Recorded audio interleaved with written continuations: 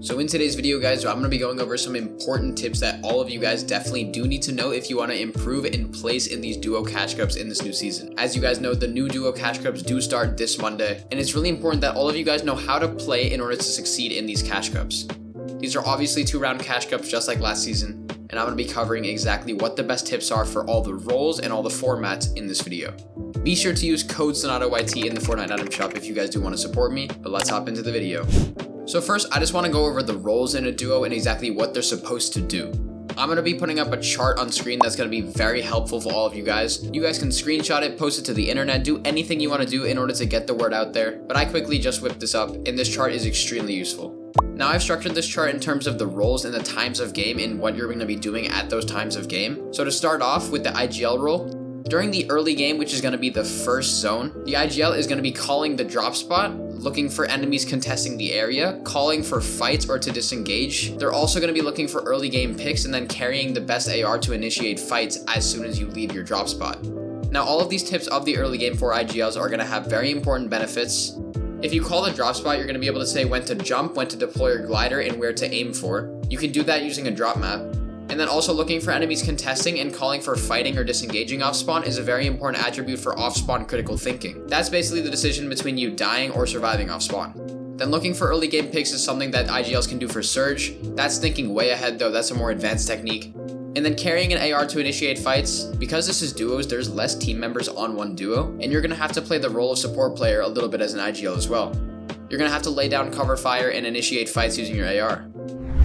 Now moving on to the mid game for IGLs, you're going to want to be the front of the duo in your foot rotation. If you're using a car, you want to be driving the car, and then you want to look for opportunities in these rotations for picks or any fights that you might want to take. Whether this is for Surge, whether this is for loot, pretty much anything you're going to be looking for it. You're also going to call whether to fight mid game if you want to, and then you also need to build cover for teams to rotate. Basically what this means is that you need to build cover for your team as you guys are rotating. If you're boxing up, you need to be the one to build the box and call how high or low you want it. And what this is going to do is help you assert your overall control over the game and your positioning. This is going to help you organize your team in a structured area, hopefully on the dead side of zone depending on how stacked the lobby is. But it's going to help make your team more structured on the area of zone that you want to be, and you're going to be in control of where you guys are.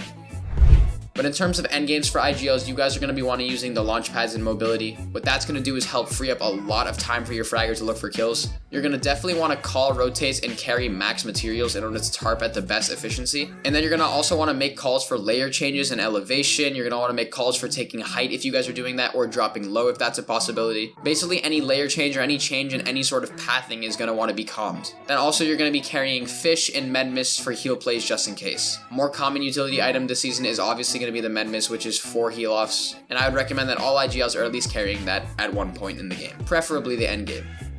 Right here, there's going to be an example of a golden AUG, there's going to be a purple striker, there's also going to be a harpoon gun just in case you guys want to harpoon mats, and then there's going to be a med mist and chug splashes. This is a perfectly good and acceptable loadout for an IGL, and I would recommend that you guys use this if you are considering being one.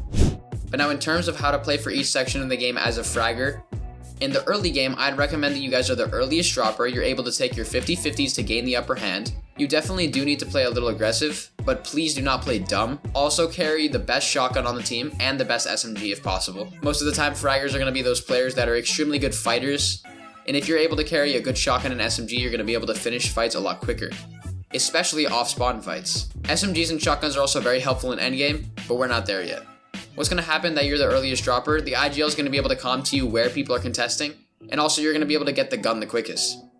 If you have the gun quicker than the enemy team does, you're going to be able to kill them faster because you're a better fighter. And overall, that's just going to help you assert dominance and map control over your drop spot.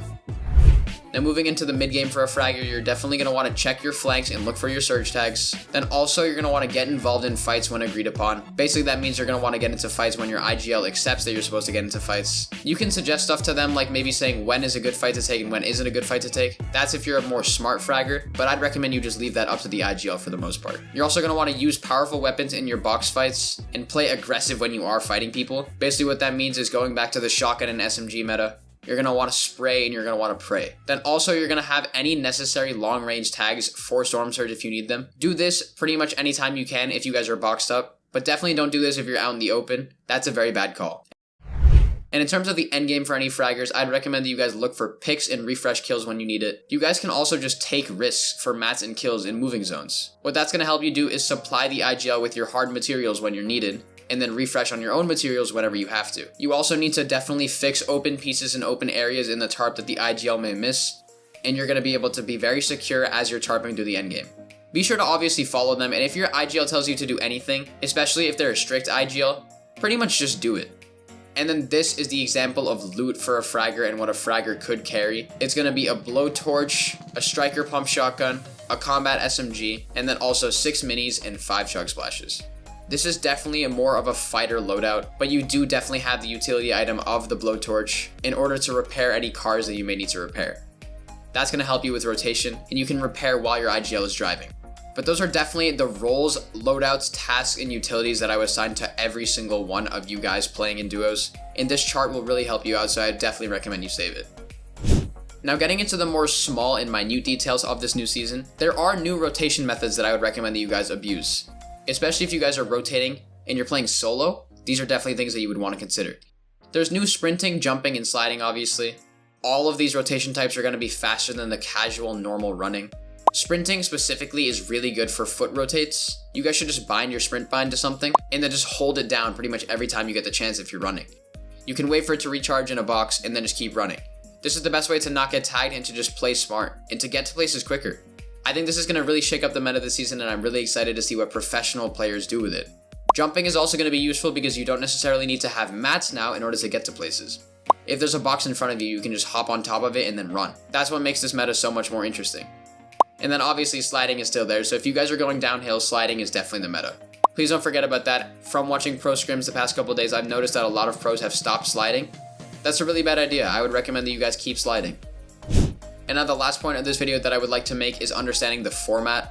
You guys need to know that for a victory royale, it's around 25 points, and each elimination is 1 point. As I have a picture up here on screen of the format, it's important that you guys are able to study it and understand it to the best of your ability. I'd recommend that you guys try to aim for a big first game, and then a bunch of consistent games after that. It's okay if you guys have some throwaway games or any games where you die off spawn. Nobody cares at all. And I know that sounds kind of harsh, but the whole point is that you guys need to really not worry about your mistakes and just forget them. Play like it's a new game every single time you queue up. And the last strategy I'm going to be going over is the late start strategy. This is going to be the one that's going to help you the most as you guys queue up. This is really good if you guys are very good fighters. And if you're not, I'd recommend before you do this, you get really good at W keying. So just play a lot of arena, get really good. And I'd make sure that you guys try to drop a high kill first game. And you're pretty much set for the rest of your tournament if you do that. That's what all of the EU professional players do. A bunch of NA players do it too, and it's a really good strategy. But obviously, if you're not a pro player or not even a good fighter, this is a very hard one to pull off, so please take this with a grain of salt. I'd recommend that if you are trying to start late, you try to start around 5 to 10 minutes late at the max. That is the best tip I can give you guys. But overall, if you guys follow all of these tips and understand that chart that I sent perfect, then you guys will succeed in this cash cup and definitely at least qualify to 1 round 2 if you play well this season. But anyways, guys, that is the video on the Duo Cash Cup guide. I hope you guys did enjoy this. This was a very informative video. I'm going to be coming out with a lot of informative duo and solo content in the next couple of weeks. Content's definitely going to be taking up a ramp here. But that's about it for this video, guys. Be sure to like and subscribe to the channel, and I will see you all in the next video. Bye, guys.